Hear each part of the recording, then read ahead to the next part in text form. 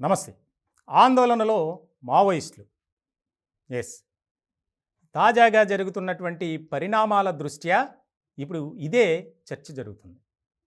ఇటీవల కాలంలో ఛత్తీస్‌గఢ్‌లో జనవరి నుంచి ఏప్రిల్ నెలాఖరు వరకు దాదాపు 90 మంది మావోయిస్టు అగ్ర నేతలు ఎన్‌కౌంటర్‌లో మృతి చెందడం ఆ పార్టీలో తీవ్రమైనటువంటి కలకలాన్ని కలిగిస్తుంది. మనం చూస్తున్నాం. రోజు ఏదో ఒక ఎన్కౌంటర్ జరుగుతూనే ఉంది. ఇలాంటి సందర్భంలో మృతి చెందిన వారిలో ఎక్కువ మంది తెలంగాణకు చెందిన వారు కావడం కూడా ఒక రకమైనటువంటి కలవరాన్ని కలిగిస్తుంది. జనవరి నుంచి ఏప్రిల్ వరకు దాదాపు 90 మంది ఒక్క ఏప్రిల్ నెలలోనే చాలా ఎన్కౌంటర్లు జరిగాయి. దానికి సంబంధించి చాలా కీలకమైనటువంటి చర్చగా దీని మీద ఒక రకమైనటువంటి ఆసక్తికరమైనటువంటి చర్చ జరుగుతుంది. ఎదురు కాల్పుల్లో 4 నెలల్లో మొత్తం 90 మంది అగ్రనేతల మృతి. ఒక ఏప్రిల్ నెలలో 58 మంది మావోయిస్టుల మృతి.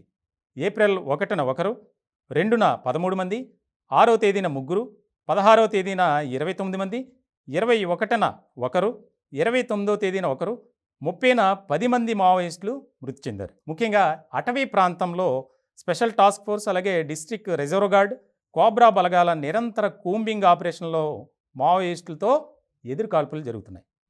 ఎదురుకాల్పులను ఖండిస్తున్నటువంటి మావోయిస్ట్ అగ్రనేతలు దీనికి సంబంధించి ఈ యొక్క కూంబింగ్ ఆపకపోతే తీవ్రమైనటువంటి పరిణామాలు చోటు చేసుకుంటాయి అని మావోయిస్టు నేతలు కూడా ఒక రకమైనటువంటి హెచ్చరికలు జారీ చేస్తున్నారు. గతంలో మావోయిస్టులతో ఛత్తీస్గఢ్ ప్రభుత్వం చర్చలు జరిపింది.